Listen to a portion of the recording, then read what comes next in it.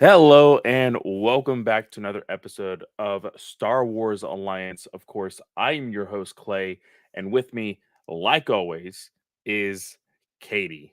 Katie, how you doing today? I'm okay. It could be better, but I have iced coffee that's no longer iced because it's sat in my fridge. So it is what it is. Okay, so real question, because for me, as a person who isn't a coffee connoisseur, my wife kind of got me into Starbucks, and I'll be completely honest, the only thing that I get at Starbucks is either a strawberry refresher. Just recently tried their pineapple refresher. I will say this, Starbucks, don't put so much pineapple chunks in the refresher. It's weird. It's weird. Anyway, so either the strawberry or the pineapple refresher. Then I get a espresso frappuccino because of course I just need to be hyped up on, like, if I need to do something that day, a venti espresso frap will just like get me through the entire day, and then I'm just Mhm. wired. Or if I'm feeling under the weather, I get a what they call a medicine ball, which is basically just Yeah. like a hot tea with lemon and honey. Uh, so for like your cold drinks, so for a frap with like the espresso frap, I've tried putting it in the freezer or in the fridge and drinking it later. It just doesn't taste the way it So should after that. I'm not a frappuccino person. I really like the cold brews. However, if you're unaware of coffee caffeine's content, cold brew is second on the list for highest amount of caffeine, and I gave up caffeine January of 2021. Huh. So what I get is a decaf iced Americano, uh, whatever size you want to get. And then Matt and I have given up a lot of our sugar in drinks. So uh, I try and like make like whatever like the specialty beverage is for the cold brew. So like right now it's the chocolate cream cold brew. So I Okay. do that, and then I do 2 pumps of vanilla. Um, so I'll get like the cold foam, and I'll just get the 2 shots of vanilla or 2 shots of caramel. It kind of depends on what I'm feeling that day. Um, but yeah, it's pretty good. I like it, but I'm also a coffee person. I told the guy at Starbucks because he was like, "Are you trying to make a cold brew?" And I was like, "Yeah, I gave up caffeine though, so it really needs to be this." And he was like, "Oh, okay," because he was like, "Well, I could just do you the cold brew," and I'm like, "No." I wish. No, but it's really funny. We have been talking a lot about caffeinated drinks, about sugar lately in the GUA. You know, over there, Heinz with the chips went on to the comments about what soda is good Mrs. with chips Vicky's and is the everything. best. It is. It is really, really good. I like the sea salt and vinegar. That's just me. I'm just a Mhm. vinegar like tasting guy. But either way, tonight I am drinking Angry Orchard's Hard Cider Crisp Apple tonight. Haven't had one of these in a while. But let's go ahead and move on to more important things. With that, I do want to make a statement that is very important to us here at Star Wars Alliance, and I think overall in the GUA. And that is something that we've commented on.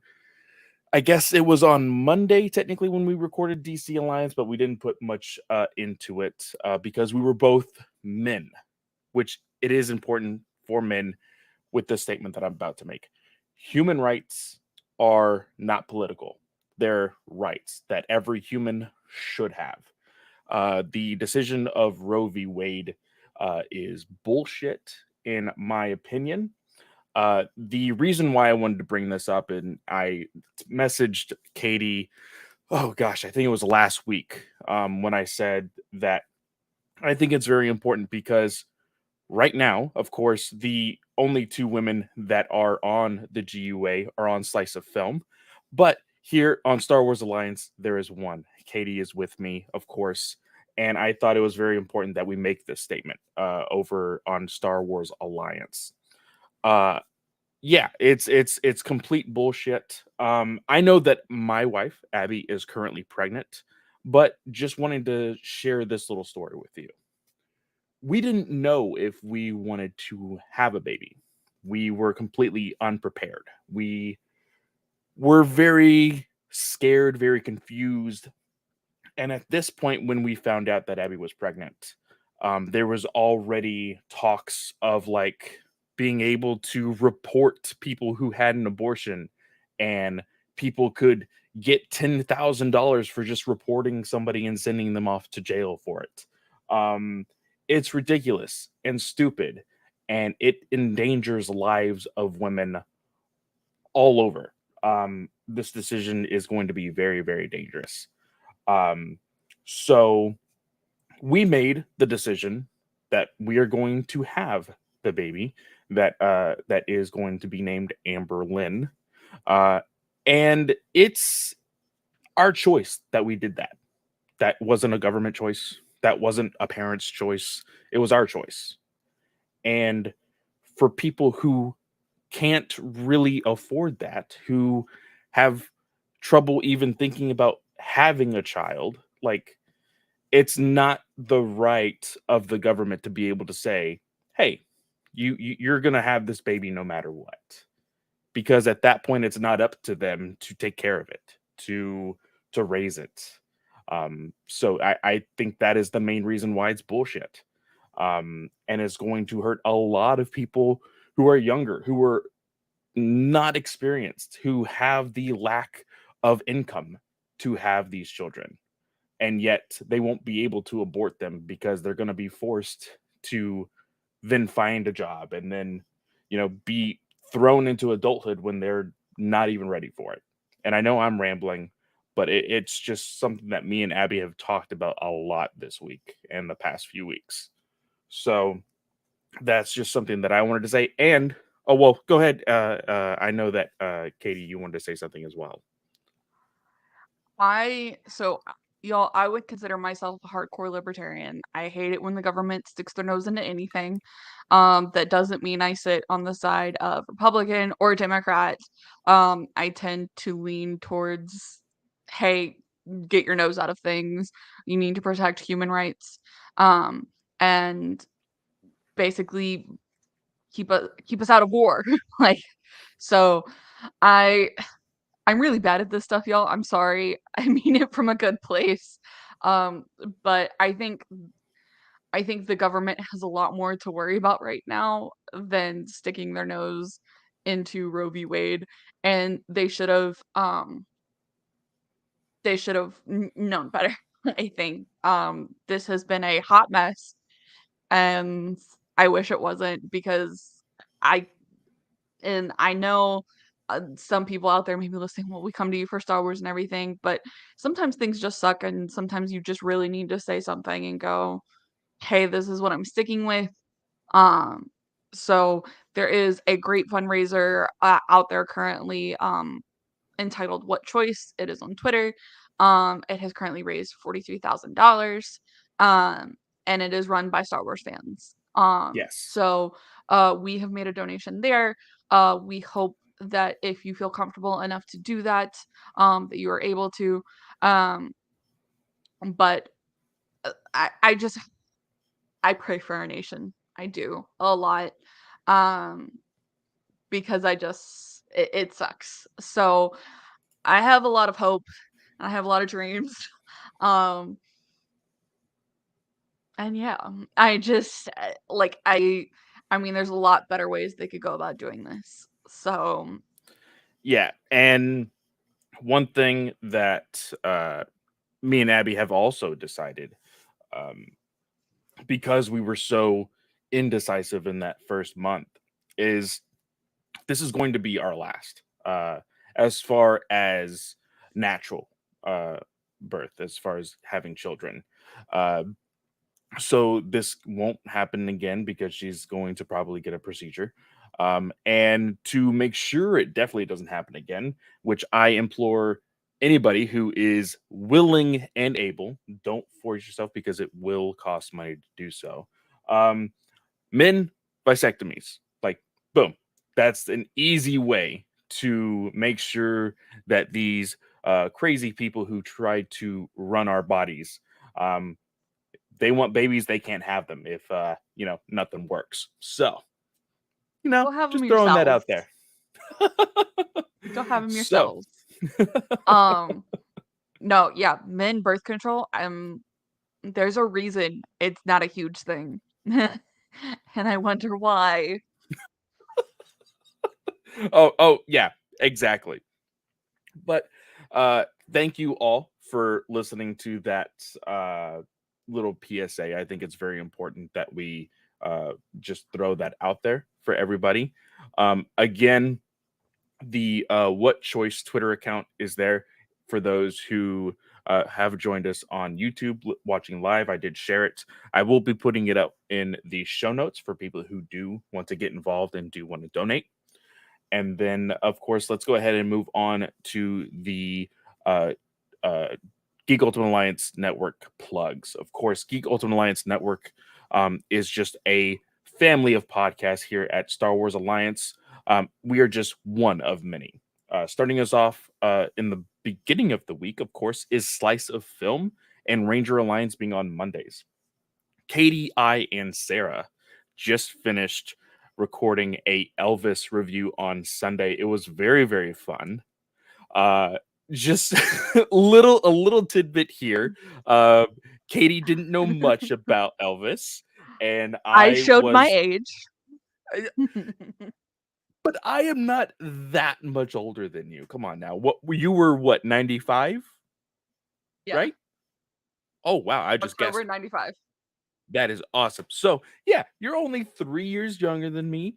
I absolutely love Elvis, and I definitely showed it in this review. That will be up next Monday. Please go listen. Now, if you do want to listen to it early, you can always join our Patreon, which is $5 to get that content in all shows without ads.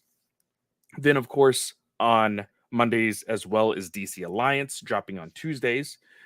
Then Superheroes Discussions, Star Wars Alliance, Marvel Alliance. A walk through the multiverse is usually on Saturdays, but currently is on Sundays due to the boys dropping weekly. Joe is working hard, and I think Travis Hines, my DC host, is actually probably basically the co-host of that show because he's been on there for every single episode. I'm gonna try to go this Friday, like, because we're recording. He's recording it this Friday, and I meant to do it like the time where we record. I was like, I told you I had 3 podcasts to record that day, and I lost track of time. I went and did yard work, and then got inside, and it was like 5:05, and I was like, I could go join Joe, or I could go shower and feel like a decent human being. So I showered. That is totally fine. I think I will go ahead and the next episode is it the finale already or no? It's 2 more episodes, right? I Or think it's 2 more episodes. I don't know how far I it is hope it's because 2 more episodes. yeah, I have been 2 episodes behind until today, and I finished the episodes today.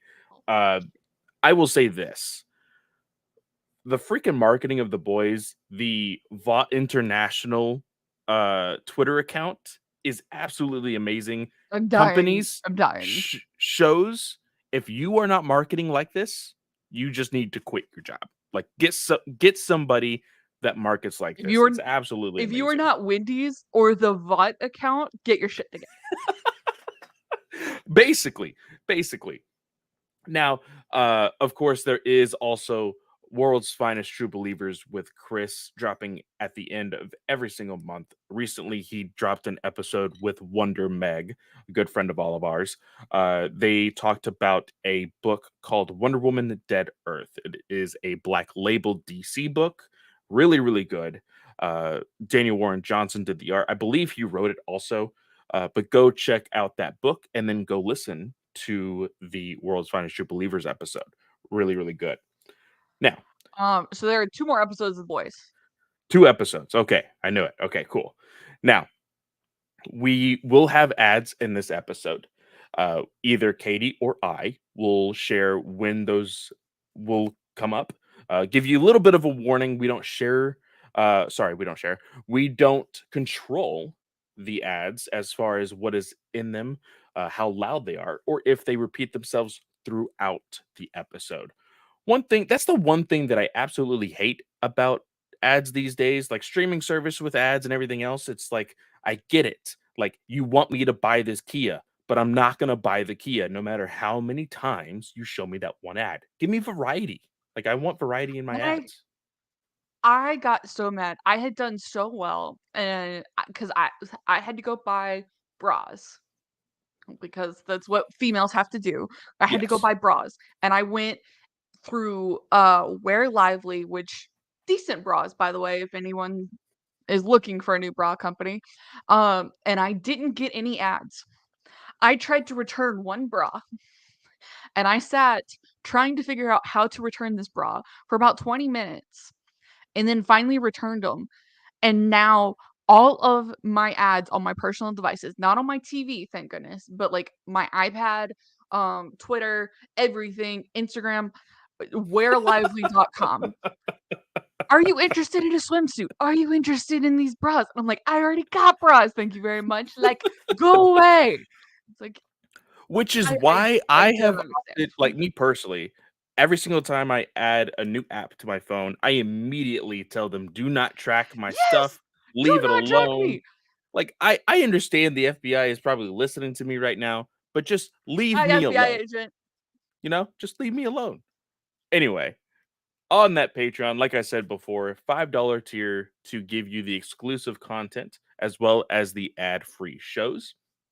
As I said before, the Elvis review is already up. Well, no, sorry, it's not up yet. It's going to be up soon. The one that is up, by the time you're listening to this, it's already dropped. But we did do a interview with Adam Christopher. So if you haven't listened to it already, go through the podcast feed and listen to that interview for the book, The Shadow of the Sith. That was a very, very, very fun interview. Got a lot of insights. And I am seeing everybody freak out at Yep. some of the stuff that has been going on in that book that we have known for a little bit and we've been holding our Right. tongues for I so love long. Snell. Who's like, "Well, is this what's happening?" And like, well, he's doing exactly what I wanted to do to you as I was reading, except I knew you weren't going to read as fast as me, and I was like, I really don't care. I'll ask these questions when I read it again. And by the way, y'all, if you are not an audiobook person, Star Wars Del Rey specifically has some of the best audiobooks in the Yes. universe. I Yes, listened they to do. a crap ton of audiobooks, and the new actor they have, because I think Mark Thompson was busy, so William Demerit has done the Shadow of the Sith audiobook, and he has done an incredible job. I'm through chapter 17 right now. I did not get to listen to it as much as I wanted to today. Damn you, Apple, and your faulty Bluetooth. Um, but like the beginning where he goes through the Revenge of the Sith quote that Adam Christopher put in, oh my gosh, I had chills. I was just listening to it as I was working, and like I got goosebumps and like the hair started raising and everything. Like that's how you know it's a good author. And like there's like the sound effects, there's music. So, and he does a very good job at replicating Anakin Skywalker's voice, I will say. Like that part of it, I had listened to it and I was just like, "Oh wow, that sounds like Hayden Christensen." So, go check it out if you're hesitant. I know we already got one person to buy the book, which I was like celebrating internally because that's how you know you did a good interview. It was like you Yes, bring those I little I tidbits. I want to go ahead and I want to where is that notification? I want to read it out loud. Just because I was super excited to see this as It well. was David it was from Reese. David Reese. Yes, he is a patron of ours. He listened to the interview early. He said, also, after listening to Slice of Katie and Fanboy Clay talk to Ghostfinder, aka Adam Christopher, on the GUA Network Patreon, I have ordered Shadow of the Sith arriving to work tomorrow. And he actually works with one of our fellow co-hosts over at the Marvel Alliance, Brent. And Brent just shared with us that they had a small conversation, and this just reminded me of like days in like elementary school when like you get like a brand new Pokemon card or like that brand new toy that you've always wanted and be like, hey guys, look. And like you just pull out your bag, you just pull it out. It's like, oh, look at this awesome thing that I got for Christmas. Which just it just makes me a happy nerd. So David, thank you so much for listening and thank you so much for being a patron. Now, with that, let's go ahead and this was a very long opener for us on Star Wars 20 minutes. Alliance. 20 minutes. So Good thing we don't have a whole lot to talk about today in terms of news. yes, that is true. What is the first piece of news that you want to talk about, though?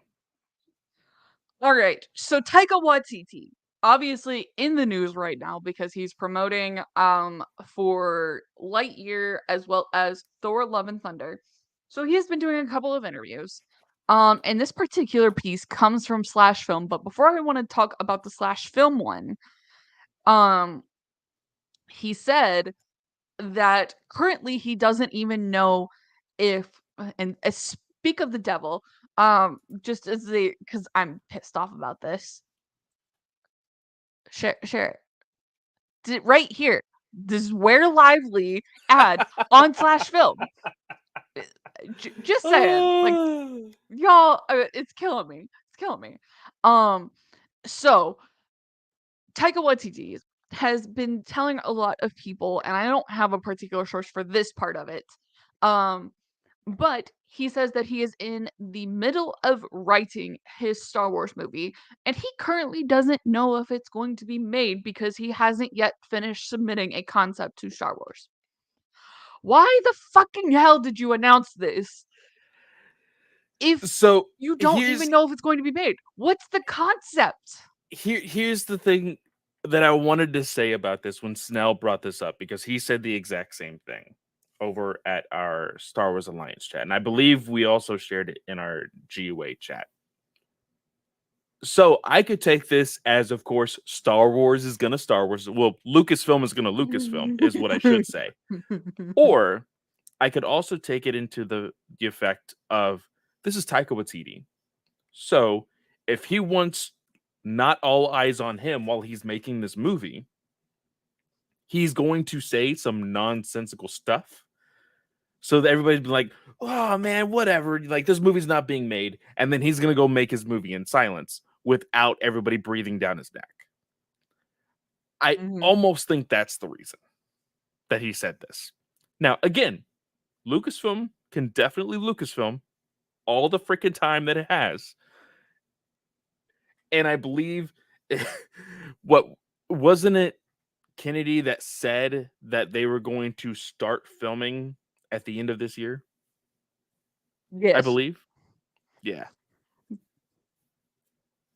Yeah.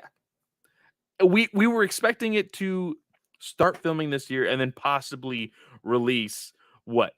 Either the end of 2023 or possibly Star Wars Day of 2024, probably would be my guess. Lucasfilm has a Christmas 2023 movie slot. Currently booked. Nothing has been done that we know of because we know Lucasfilm likes to try and hide things. They do. I don't know what they're going to make because Rogue Squadron, we know that's kind of been pushed off the radar because originally that was the 2023 slot. But Patty Jenkins is still working on that. So I miss Star Wars in theaters. I do too. And this kind of went into our conversation with the whole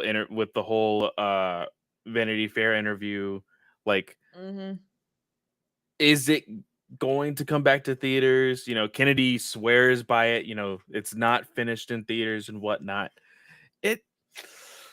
You gotta actually show us something to make us believe that. Because right now, I would almost be completely comfortable with saying, "Oh, you're way too comfortable with Disney Plus right now, and you're probably going to stay there for a while." Yeah. That's exactly what's going to happen. But anyways, okay, so this Slash Film I guess it's an interview. I think it's an interview that they put in a post format. And Taika Waititi is a very busy man. He currently serves as the executive producer on FX series Reservation Dogs, as well as What We Do in the Shadows. And this says that he is starring in upcoming episodes of The Mandalorian season 3. Did it say starring? This says this says starred in upcoming episodes of The Mandalorian season 3. Oh, I didn't read that. Everybody, and this is my fault, y'all, for reading the tweet instead of reading the article, but everyone who was tweeting this had said that he had directed That's what multiple I thought. episodes of The Mandalorian season 3, which would mark his return to Star Wars because he's been so busy Well, with this Our Flag Means Death and Thor Love and Thunder. I also want to interject. Technically, this wouldn't be his first time starring in The Mandalorian.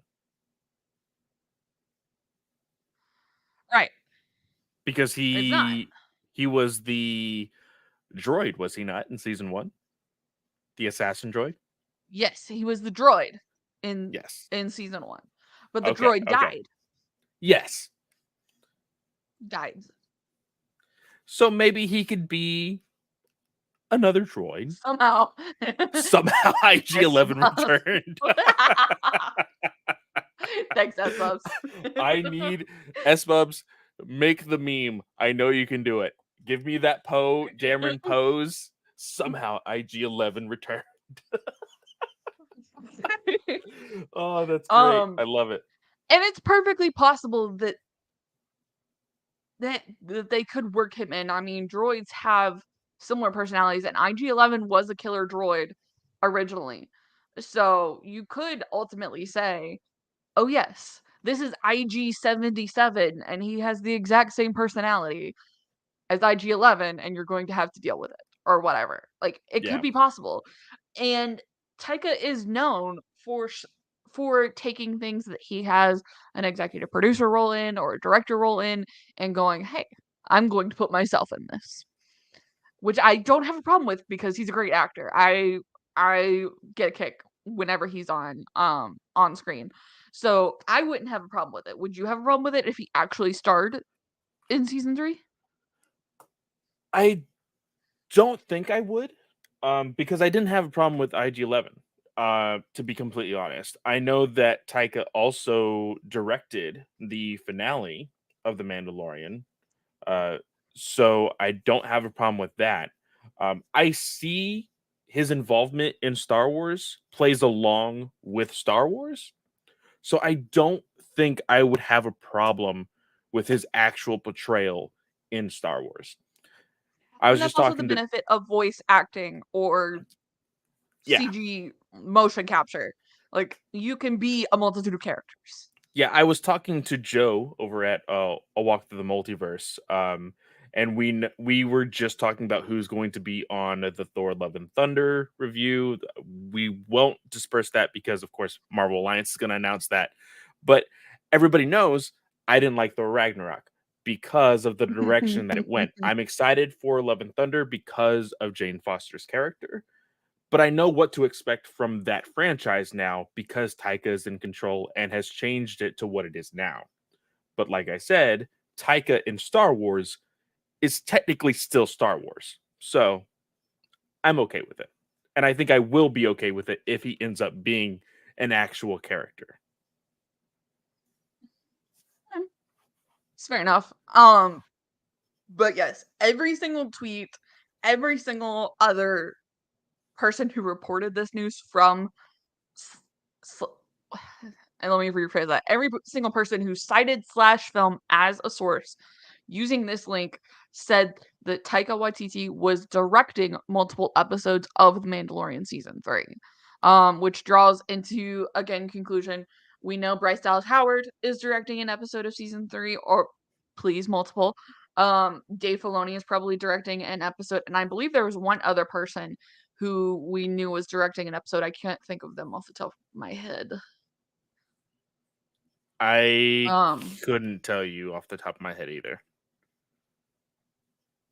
Let me see if I can do a quick Google. Who is directing Mandalorian season 3? Thanks, Google. Bryce Dallas Howard, according to 2 sources.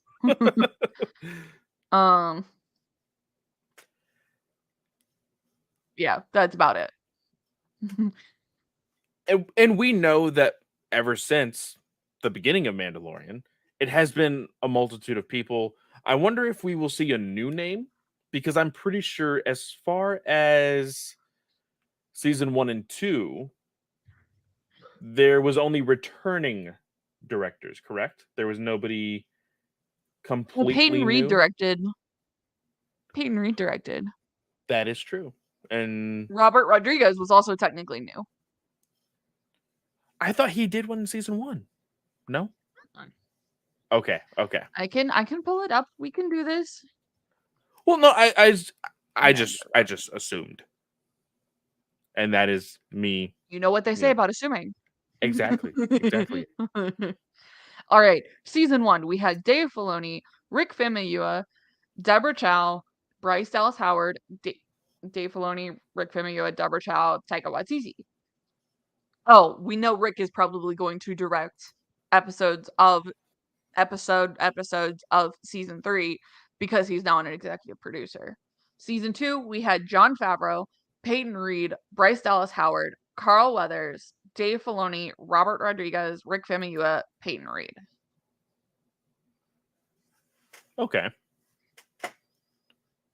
Yeah, I think I could see an amalgam of returning from 1 and 2 coming to season 3, and maybe 1 or 2 new directors. Who that will be?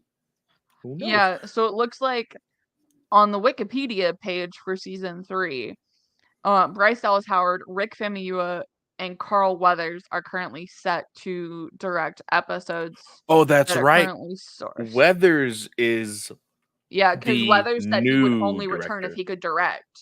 Yeah, because that's what happened in season 2, and I'm betting that was part of his contract that he could direct in season 3 if he made an appearance. So there's 4 directors. We know Dave Filoni's probably going to direct. Jon Favreau may or may not direct. So yeah. And Favreau, I think he's okay with just getting the writer's credit anyway, because he's on a writer's credit. And he's the showrunner technically. Yeah. So yeah. So I think it'll be fine.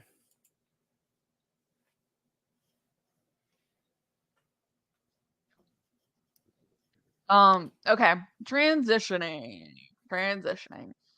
All right, so we had a couple of Obi-Wan Kenobi things. Okay. I lost my source for that. So I can pull that up. But okay, so in the finale, and this was a hot topic with a bunch of people. In the finale, we finally got the Imperial March for Darth Vader. And we talked about that briefly. We didn't really go into it a whole lot because we were like, oh, it makes sense. It flows with the timing. We feel like he's left his past behind. Correct. And so now, I don't know the source on this. I'm pulling this off of a tweet that has been screenshot from the Bearded Jake. And it is an interview with Natalie Holt talking about how Deborah Chow made the decision to save the Imperial March for the "he means nothing to me, I serve only you" moment at the end. And she was saying, and this is the quote from Natalie. And she was saying, actually, if we were going to use the Vader theme, I don't think we should use it until episode 6 because he's still half Anakin, half Vader at this point. When his mask cracks open at the end and he says, "You didn't kill Anakin Skywalker, I did," you realize now he's Vader. Now he's earned his Imperial March. Now when you hear it, it's so powerful. Deborah didn't want that theme playing every time you see Darth Vader. She wanted to explore his journey to get there. And I think for you and me, that makes complete sense. It's a moment of earning. This is Obi-Wan's journey, but we're also seeing the journey of Anakin Skywalker at this point become Darth Vader. If you hear the Imperial March so much that it is iconic, and that's what a lot of people were frustrated about. Oh, you're not using his theme. You're not using it. You're using something else. But it works. It works so well being played at that final moment because again, you get the goosebumps, you get the chills because you're like, "Oh shit, now now he knows what he's doing," like kind of thing. Well, and also in the Imperial March, that was not introduced in the prequels, I believe. Correct me if I'm wrong. Bits and Until pieces were used.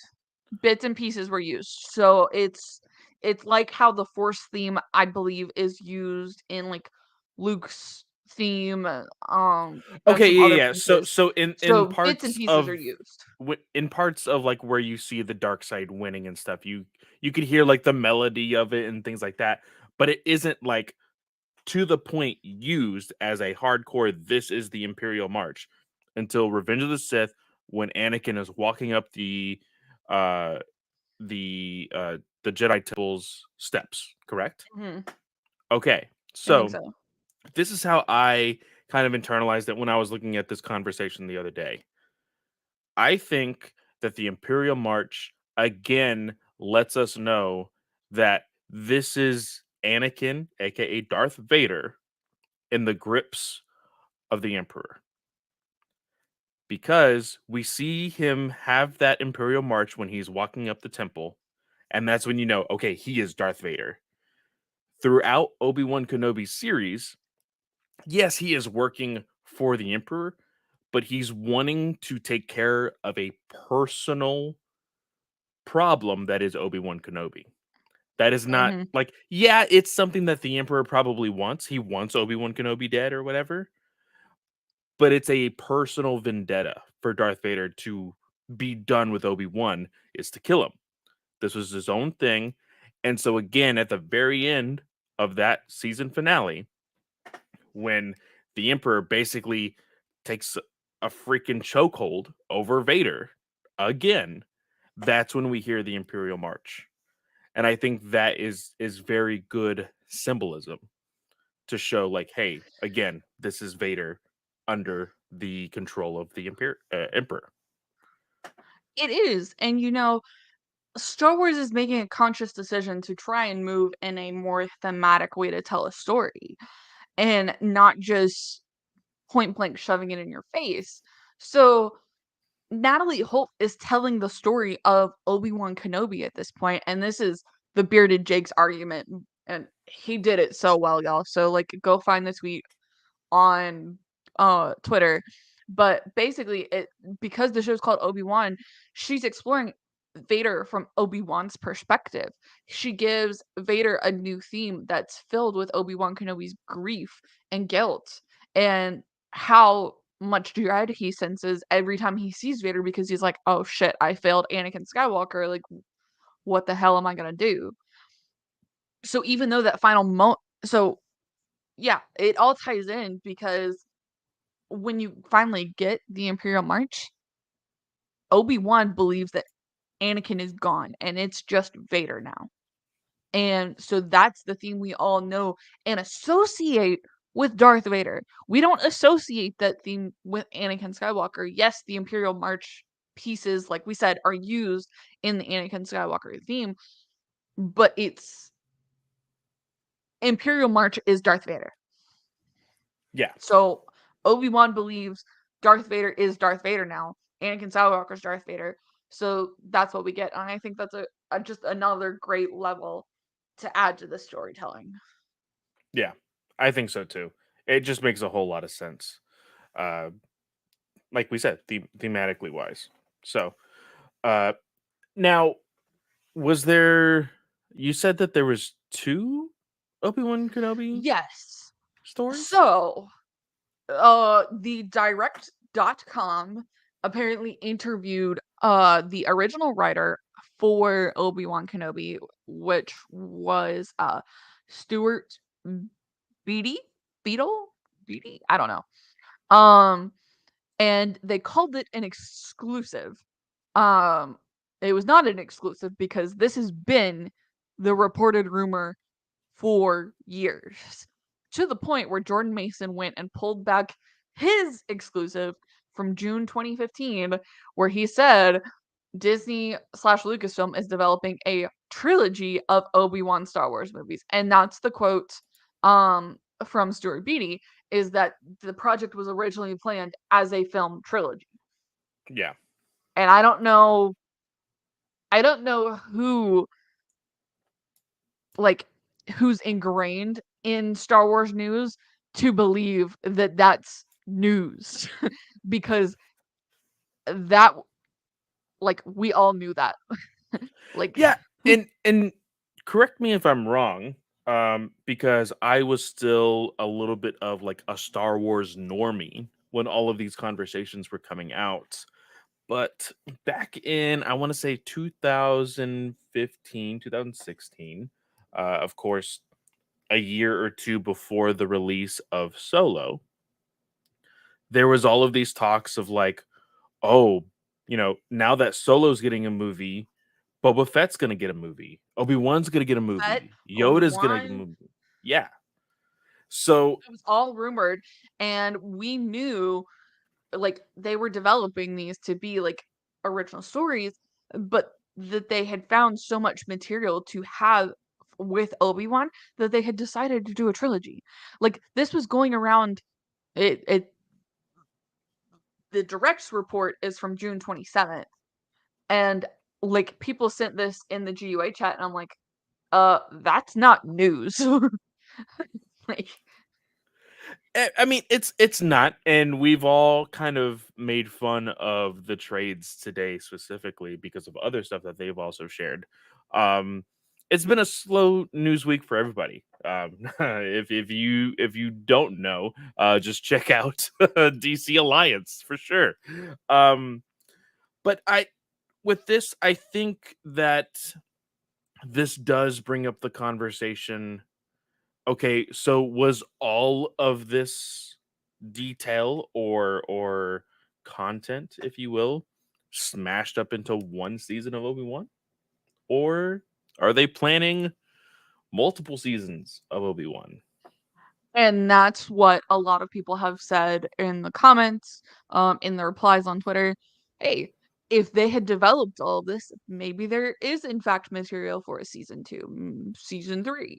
Oh, Ewan is down to return, and I bet they've already paid Liam Neeson a crap load of money already, and would be willing to pay him more money. And I mean, he's showing that he's getting back into Star Wars because he's getting involved with Tales of the Jedi, the animated series. Yes. So I don't know. I guess we'll find out. I I hope there's something. When we will learn that, who knows? I mean, Star Wars Celebration was just last month. There could be stuff at D23, but I'm not expecting too much, to be completely honest. Uh and then I guess we could always look forward to the end quarter of this year when there's an Mhm. investor day and possibly some news comes out there. Uh but I don't really expect to hear or see much on Kenobi again until possibly another celebration. I'm gonna go ahead and put that out there. Yeah, I would agree. If you're looking for good Kenobi material, we're about to talk about it. Stories of Jedi and Sith. There's a great little short story in here. This is technically classified as a middle grade book with 10 short stories, um, that include stories on a High Republic Yoda, Qui-Gon Jinn, Anakin Skywalker and Obi-Wan Kenobi, Barriss Offee, Asajj Ventress, Maul, Darth Vader, Luke Skywalker, Palpatine, and Rey. Yes. Now, before we go into the review, though, wasn't there also a small bit of news on Star Wars books? Oh, yes, you're right. Oh my gosh. So there is I I was so excited to talk about this book, y'all, because originally Clay and I were talking and we were like, so is this gonna be a 45-minute episode? Like, what's gonna happen? Because this is dropping with two episodes. Like, we have another episode dropping with us tomorrow, which is the interview. And so we were like, oh yeah, this is gonna be 45 minutes. And then we spent 20 minutes on the intro. So I got a little sidetracked. Okay. Wait, where is it? It's in here somewhere. Okay. According to penguinrandomhouse.org, if it'll pull up, there is a Star Wars book in the category space opera, so that's how people are associating it with Star Wars. That is a Del Rey book, and it is currently entitled Appleseed, and it is set to release on March 7th, 2023. So Appleseed. I imagine we will get a title fairly soon because Shadow of the Sith was announced in October of 2021. Okay. So if we put that, we do math. So that's 3-ish months, 6 months, so 9 months. So go backtrack. So we should be getting this title very soon. So wait, when you said it was announced, when was there like a tease at there being a book that was eventually named Shadow of the Sith? I don't remember. And I don't But know if the if release is March, I'm going off the release date. If the okay. release date is March 7th, Shadow of the Sith took about 9 months, if that, to Oh, that's true. be announced Yeah, and then go there. So that's what I'm that's true. saying. Like, we should be getting the actual name for this fairly soon. Okay. Okay, yeah. I would expect after I'm going to say after 2 High Republic Wave 2 books are released, we get the title of this book. So, looking at your I handy don't know if dandy you delay it that much because that would put you only 4 months for promos. Because we have Path of Deceit releases in October, and yes. then Cataclysm or Convergence releases in November. So But before that is the first week of November, or possibly beginning of second week, is Quest of the Hidden City. Right? that's a middle grade book. I don't know if they count that. I But again, even so, November, December, January, February, March, that leaves you 5 months. And this comes out second week of March. hmm. Adam Okay, Christopher, so Shadow of the Sith started publishing excerpts back in April. oh, true. True. So you'd probably Okay, start getting excerpts January, late December. so then we would probably get an announcement at the beginning of November? Possibly I would imagine like October? August, like late July, August. Really? Yeah. Oh, okay. Okay. Because I that was mean, all announced with Padawan and everything. Brotherhood, Shadow of the Sith, and Padawan were all announced at the same time, as well as the stories of Jedi and Sith. Those that's were all true announced also. at once. That's true. So Oh, you that's could have right. like another big promo coming where we get, because currently we don't know anything that's going into 2023 other than High Republic stuff. And see, there wasn't any specific. Yeah, see, it says only Star Wars book. We have no idea if it's technically going to be High Republic. So if that's the I wouldn't case, imagine it's High Republic because we've got all the announcements. I can't imagine that they would be publishing High Republic every single month. Like we've gotten it because right now you have October, 2 in November, and then you have January for the audio drama, mm-hmm. and then April and May. Yeah. So you're still giving the authors a break, even though they have more authors now. So they could, in theory, but why would you announce the ending wave for High Republic and say, oh yes, and then add a new one. Yeah. Yeah. True. So if that's the case, if this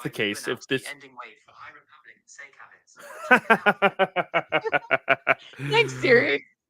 Now, with that though, if this is a most likely canon Star Wars story, what's the code Appleseed mean?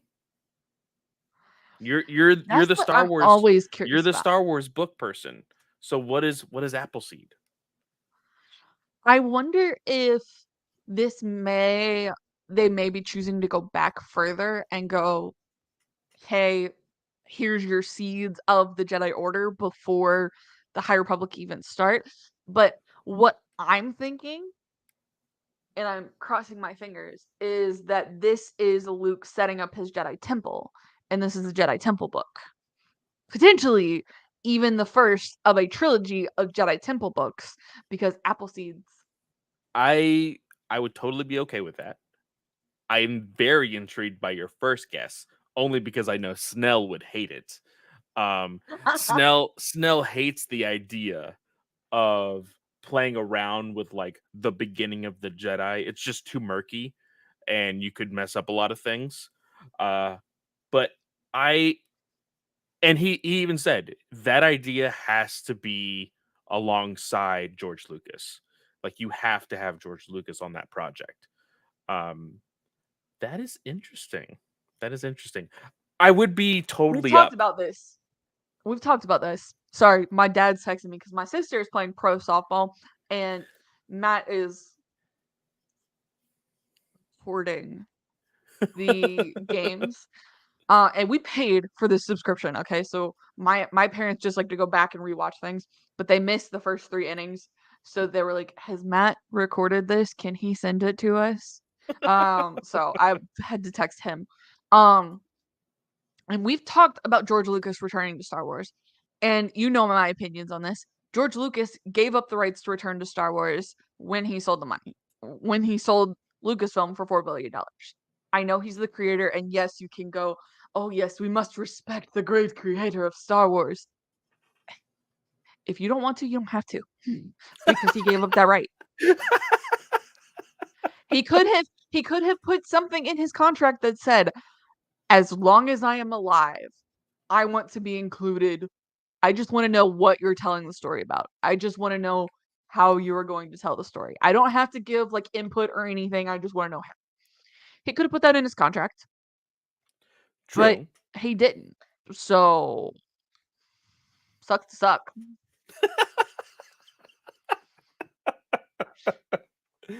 Oh, that's funny. That is funny. Okay, so I believe that is it for SBub's got you our. your meme. Oh yeah, Yes, you I already sent did. that. Okay. I sent it to the GUA. I will be probably putting that out on my Instagram later. Uh, so let's go ahead and move to the actual review of Star Wars Story of Jedi and Sith. So this consists of how many stories? So this consists of 10 stories. Um and in order, we have What a Jedi Makes, which is a High Republic Yoda story written by Michael Hoge. I'm sorry, Michael, I probably mispronounced that. Resolve by Alex Segura, which is a Qui-Gon Jinn story. The Eye of the Beholder by Sarwat Chada, which is an Anakin Skywalker and Obi-Wan Kenobi story. A Jedi's Duty, written by Karen Strong, and that is a Barris Offee story. Worthless by Delilah S. Dawson, and that is an Asajj Ventress story. The Ghost of Maul, which is written by Michael Morecki. I probably mispronounced that too. I'm sorry. Two Michaels that I mispronounced names on. And that's a Maul story, obviously. Ghost of Maul. Blood Moon Uprising by Vera Strange is a Darth Vader story. Luke on the Bright Side is a Sam Maggs story. And that's a Luke Skywalker story. Masters by Tessa Groton, which is, I believe, her first entry into Star Wars storytelling. And that is a Palpatine story. And Through the Turbulence, which is by Roseanne A. Brown, and that's a Rey story. Yes. I enjoyed a majority of these. There was one that I was just like about, but a majority of these stories I really did like. So let's go ahead and jump there first. What was your do you have more than one favorite?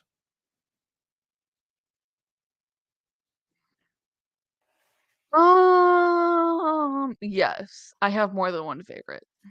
Um, so I really enjoyed The Eye of the Beholder and Worthless. Um, I think my top has to be The Eye of the Beholder. Ooh, okay. So I I really liked Worthless. Um and Delilah's great. I love her. uh Eye of the Beholder was very emotional, and I loved that. But surprisingly, so my favorite is a tie between Worthless and what is the Darth Maul story titled? It is Ghost of Maul. The Ghost of Maul. Yes. Those two are probably tied for my favorite. But I also like the first story. It I was did. it, it was it was not your traditional Star Wars story because of the person that it surrounds, but it Mhm. was very interesting because of the time that we're in. We're in the High Republic times. This is a younger Yep. Yoda, uh, and that one Padawan. I swear to God, she's like I don't even think she's technically a Padawan yet. I think she's technically just a youngling. She annoyed the ever living crap out of me until the very end of the book, but uh so we have some that are very similar in favorites. So let's go ahead and jump to Eye of the Beholder first. So this was a Anakin and Obi-Wan story, but it followed these. I can't remember what planet they were on.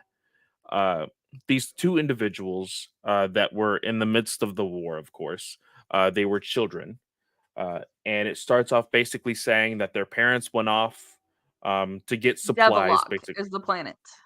say it again. Devilok. Devilot. Okay, Devilok. lock with the CK or K, Okay. right? Okay, cool. So they were waiting home while their parents went to go get supplies, and it's been a while. And for entertainment purposes, they also needed to stay quiet because they didn't want to be found uh, by their droids. And then they kind of got a little over enthusiastic, mainly because it's siblings. It's a brother and sister. The older sister tells stories to comfort her little brother, and her little brother is very much in love with the idea of Jedi. Like, oh, they're gonna come save us. They're gonna come save mom and dad. We're gonna be okay. We're gonna live happily ever after.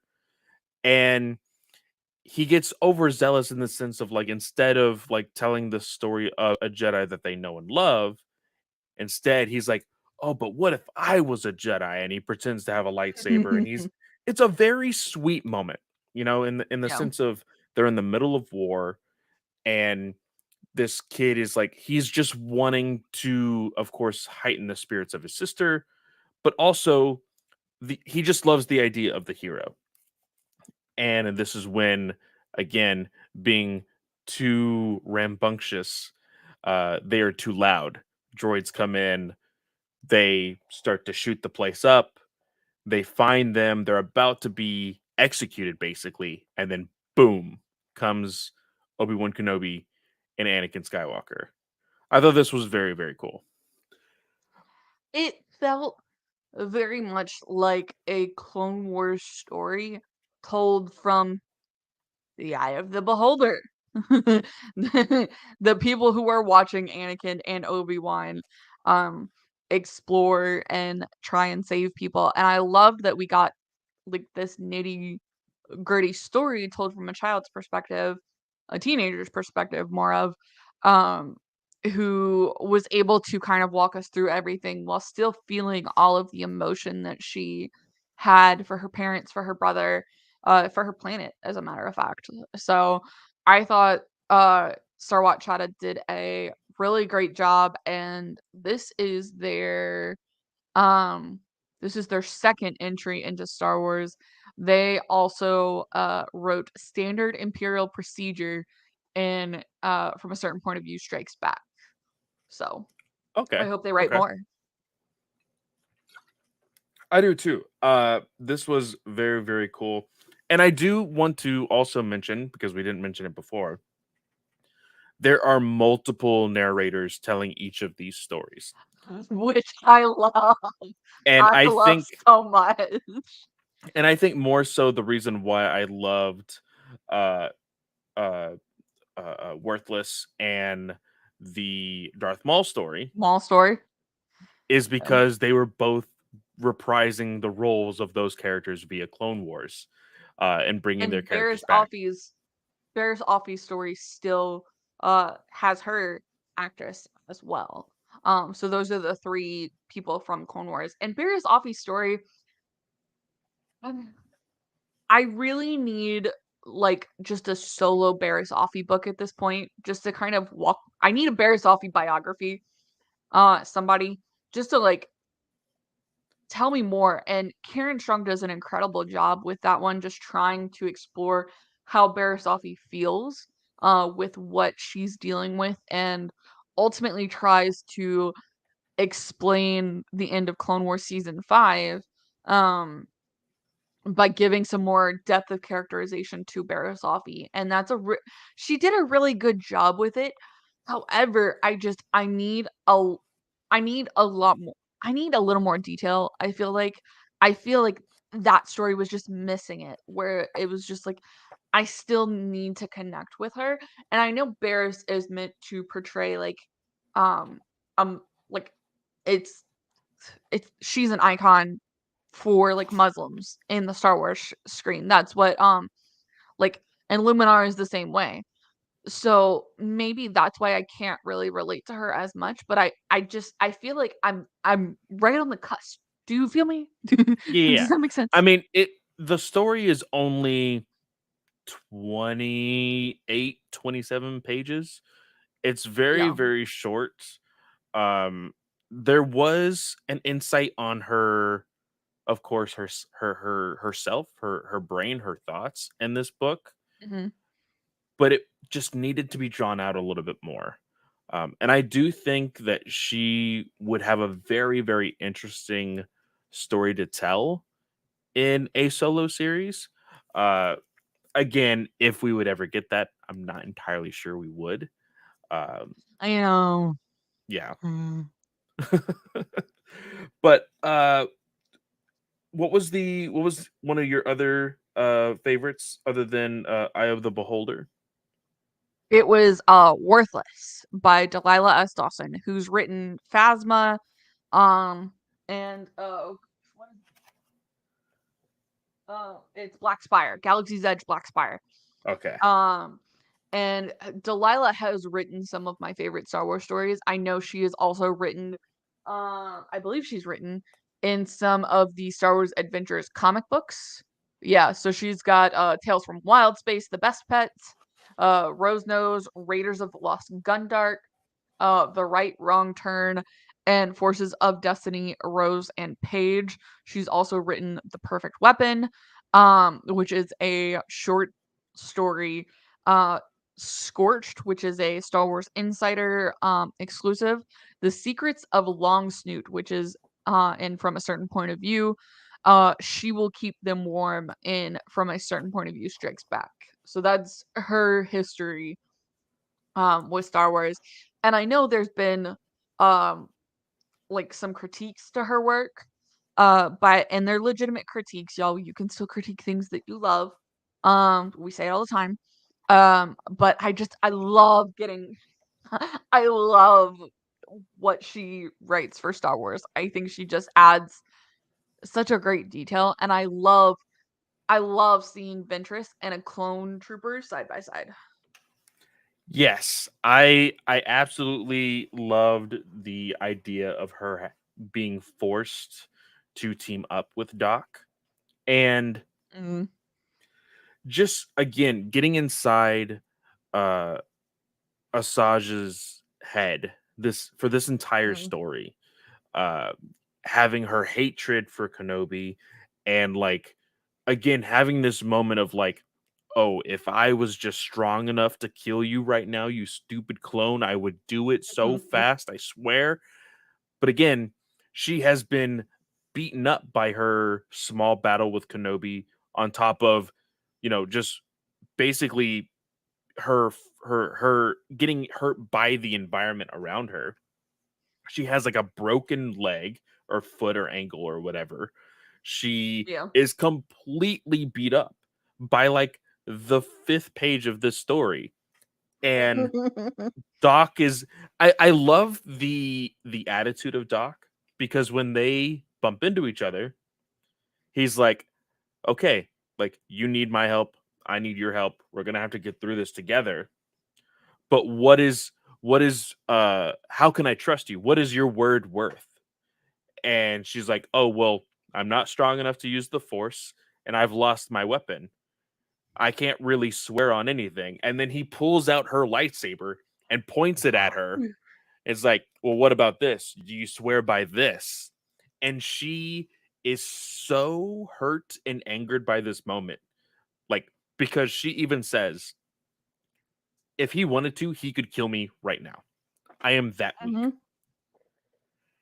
And just thinking of those moments, like, there are plenty of moments we've seen in Clone Wars in these stories. Like, there was so many moments where so many of the bad guys, and sometimes even the good guys, could have died and changed the way the war went, you know? And I mhm. thought that was really, really cool. Yeah.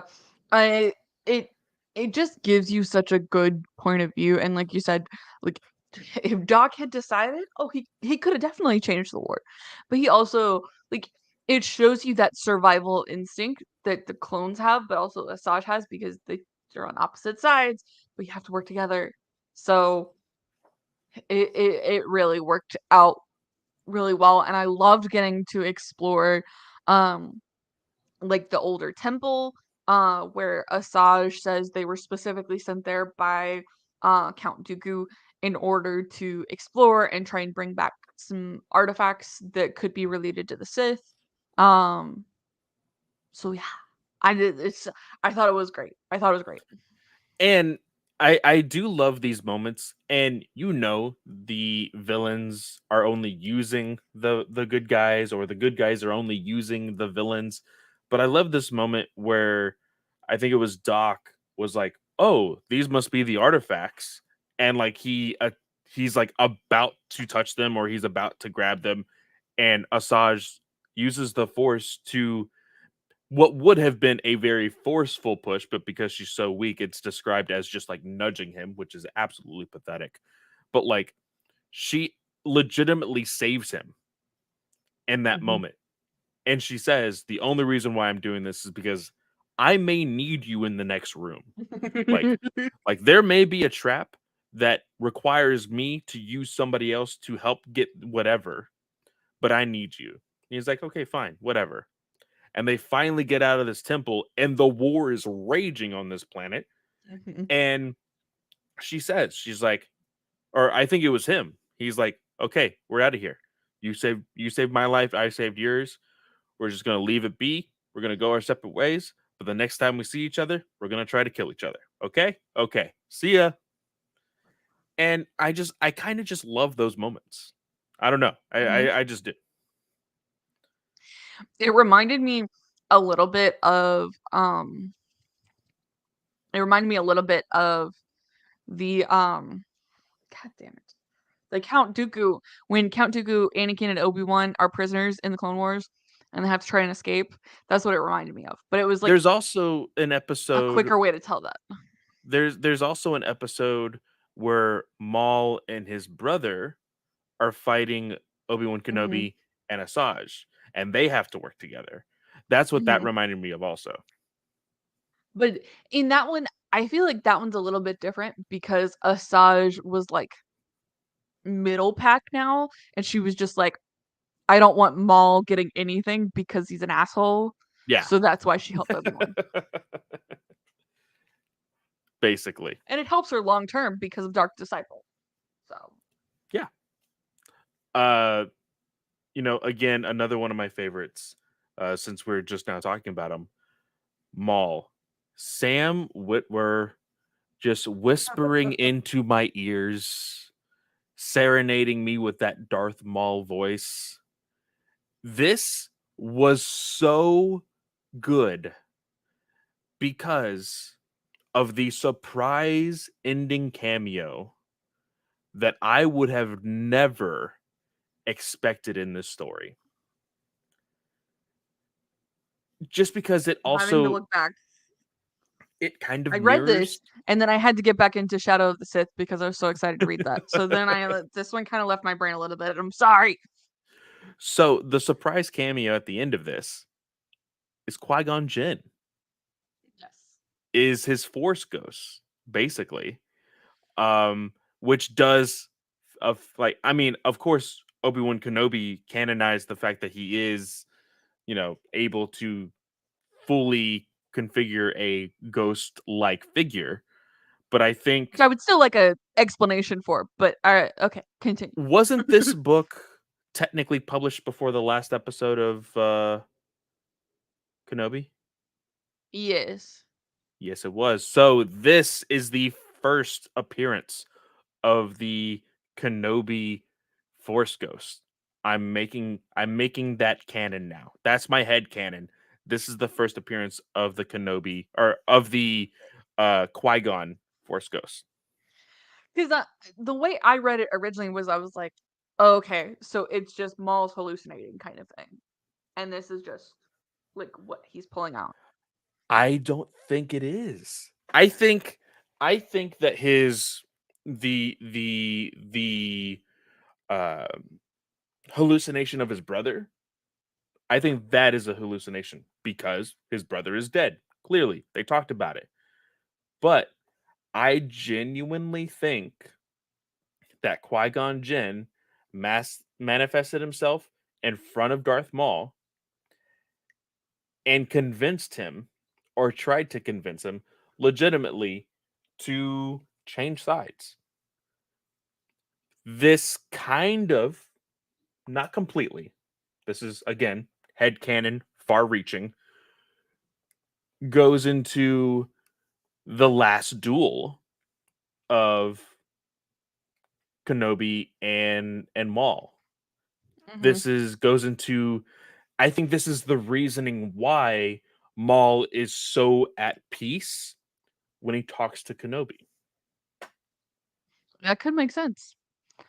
Um, if so, if people are interested in hearing more stuff read by Sam Witwer, he does several in From a Certain Point of View Strikes Back. And I believe he does some in From a Certain Point of View, which is the A New Hope version. Um, he is also narrating the Star Wars Legends book, Darth Maul Shadow Hunter. Yes. And if you listen to our Patreon, you know I was like, on this one. Um, However, I will be picking this one up just to hear Sam Witwer whisper in my ear. Which, by the way, he Don't actually judge has me. he has a pretty good Qui-Gon Jinn voice, to be honest. Hmm. I think it worked very, very well. Uh, Yeah, he but does. but I love this story just because of Whitwer's way of basically showing off Maul's craziness. Like, we know that Maul was stranded on that planet after being dumped there via, after Phantom Menace, you know, Hmm. in his spider-like form or whatever, and basically going crazy. So we know that he has already, you know, gone completely mad before. This is kind of that creeping back onto him, and it's I just love Maul's development as a character in Clone Wars, and this really brought me back to that. I think that's why. And this is, we're not going to go into every story, y'all. Yeah. What we really wanted to do was just kind of tell you some of our highlights. I think we both weren't huge fans of the Palpatine story, which was Masters. There were bits and pieces that we liked out of that one, but most of it was like a kind of Yeah. thing. But we really just want to like kind of let y'all know, hey, just because these Star Wars stories are labeled middle grade, young person, young adults, adult, like if you're reading outside of your technicality, your age, you're still gonna find great Star Wars stories, y'all. You will find great stories in general for books. So We've said pick it what you like, before. kind of thing. We've said it before. They're right over your shoulder. Some of our favorite stories in the High Republic were the middle grade books. They Yep. were really, really good. I definitely think Mhm. everybody should be giving these books a chance. So with that, I get to pull my bookmark out of this book and place it back on the shelf. Matt's mad at me because his picture is right there in like the thing, but I've been getting all my hardcovers, and so I'm losing space on the shelf because the hardcovers are just bigger than the paperbacks. Speaking of which, if you have a hardcover copy of Tarkin or Dark Disciple, and you would like, if you have an extra copy or just are looking to get rid of yours, I would love to buy it off of you for a reasonable price. So, Yes, DM either Star Wars Alliance or Katie at Slice of Katie. because y'all, do you want to know how much those books are, Clay? If you look for a used copy on Amazon, What is just I'm on take a Amazon right guess. now. Star Wars, what was the first book? Dark Disciple. Okay, before I press enter. Dark Take a guess. Disciple. 1C. Okay. Before I press enter. Hardcover, right? Yeah. Um I've tried to buy hardcover comics, like graphic novels and omnibuses when they're out of print. I'm going to say $210. Too much? Okay. So that is too much for Dark Disciple. Tarkin goes bigger. Holy shit. Okay. So let me press enter on Dark Disciple real quick. Looking at it. Oh, I was so close. $119. Holy shit. Okay. Tarkin, the two copies the last time I was on Amazon looking for them, because y'all, I have an Amazon card, so I get extra points. So I just do Amazon a lot. Don't judge me, please. Tarkin, the last time I looked, there was one copy for $330. And then somebody else had listed a copy for $620. Why? Why? Wait, so I'm looking at Tarkin now by James Luceno Lucino. or Lucino. I think it's Okay. Lucino. So I'm looking at it now. Buy used, get by Wednesday, July 6th at $69.98. I mean, that's a little bit overpriced for sure, but I'm that's better I'm than what I willing to see pay, underneath it being $400. Holy crap. yes. I'm willing to pay like $30 or less. I'm not willing to pay triple the price of a new book. So I've been looking on thriftbooks.com and Amazon. So y'all, if you have another resource for secondhand books where I can go find some of these, I would appreciate it because I am very anal about my bookshelf. I just am. Can't help it. But with that, guys, thank you so much for lasting this long. I know that we are technically doing 2 book quote unquote reviews in a day, but they are just way too good. And I feel like people need to know about these books. So again, if you Technically, it's an haven't, interview, not a it's a review. it's an interview, correct? If you haven't listened to that interview, just scroll up or down on the feed over at Star Wars Alliance on any podcatcher of choice, of course, and go listen to the Adam Christopher interview. Very, very good. We had a lot of fun doing that. Of course, you can always find me at FanboyClay on Twitter. Go into the bio, you can find the link tree to all the shows that I host, that including DC Alliance, Batman News Weekly, Ranger Alliance, and of course, right here on Star Wars Alliance. Y'all, you can find me on Twitter or Instagram. It's at Slice of Katie. This show you can find on Twitter and Instagram. It's at Star Wars Alliance without the A in the wars. Very important. Don't forget it. My other show on the GUA podcast is the fuck? At Slice of Film 1 on Twitter. That's what it is. Why did I completely blank out on my other show's name? Like the name that I actually gave it, of all things. Like I didn't even give Star Wars Alliance its name. I gave Slice of Film the name. Anyways, you can find that on Twitter. It's at Slice of Film 1. Like Clay said at the beginning, we did an awesome review of Elvis, the new biographical film that just came out with Sarah, and I learned a lot about Elvis. So go listen to that on Monday to just kind of see what happens. Or it will be out by Friday on Patreon. So go check that out for sure. Did you finally get the Patreon login? I have not. I need to get with Snell. And the next episode for Slice of Film, I told it wrong on the Slice of Film like podcast itself, but the next episode will be Where the Crawdads Sing, the book that swept the nation and has now been made into a movie courtesy of Reese Witherspoon. And then it will be Split. So y'all can make sure to go check those out. Actually I think it's Nope and then it's Split. Final answer. Where the Crawdads Sing, Nope. I looked at the schedule the other day. Yes, it is Nope and then Split. Finally. Eventually I will get it right, y'all. Eventually I'll get it right. And then up next for Star Wars Alliance, make sure you listen to the interview with Adam Christopher, like we promoted. We're sorry, we just really want that episode to do really well. Because that was an awesome opportunity. And again, I really thank Adam for putting up with us. And putting up with me, especially because that excerpt dropped for Shadow of the Sith, that first one did, and I messaged him and said, "Hey, so how do I get on the list to interview you?" And we've been chatting ever since, and we made it work. So it was a great time. I'm really happy we were able to do that.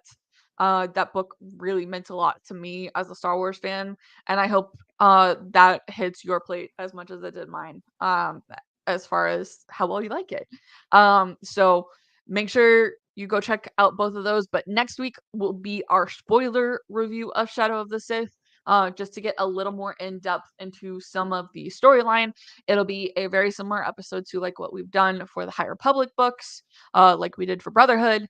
So make sure you are here next Wednesday or listen to it on Thursday when it drops into feeds. With that, I want to wish everyone a great day or night, whatever time of day you are listening, and we will see you all next time. May the Force be with you. See ya.